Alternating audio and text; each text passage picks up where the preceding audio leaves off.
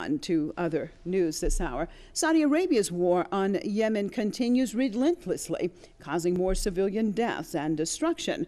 2 people have been killed and 2 others injured in an attack on the Central Security Headquarters in southwestern province of Taiz. Saudi warplanes also carried out several airstrikes in provinces of Sada and Marib.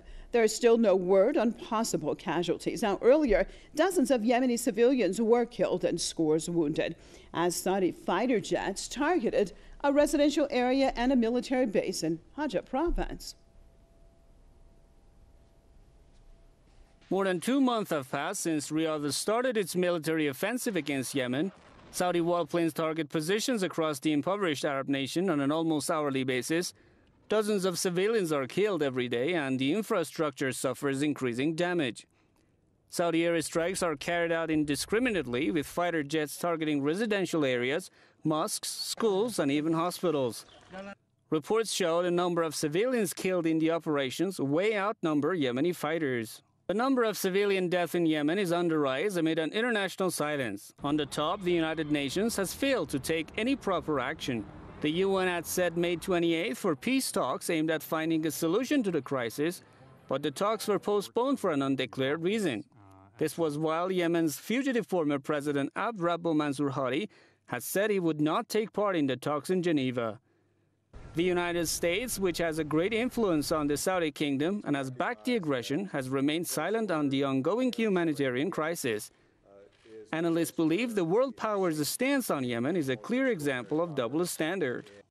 That it's fine if their side or if they themselves do it against civilians.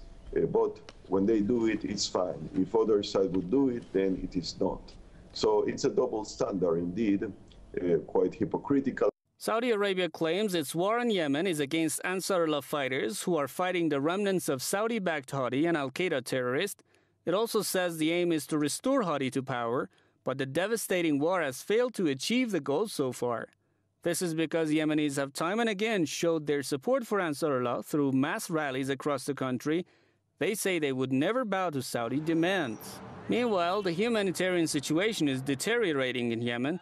The Saudi-imposed blockade on its southern neighbor has created a dire condition for miserable Yemenis. People are suffering a lack of water, food and fuel. This is while Riyadh does not allow other countries and relief organizations to deliver their aids to the war-stricken country. The onslaught on Yemen has left more than 4,000 people dead so far. The barbaric attacks have also displaced more than 500,000 Yemenis. Those fleeing the crisis have no choice but to head for Yemen's sea neighbor Djibouti in northeastern Africa, but reports show the refugees are living under dire conditions there as well.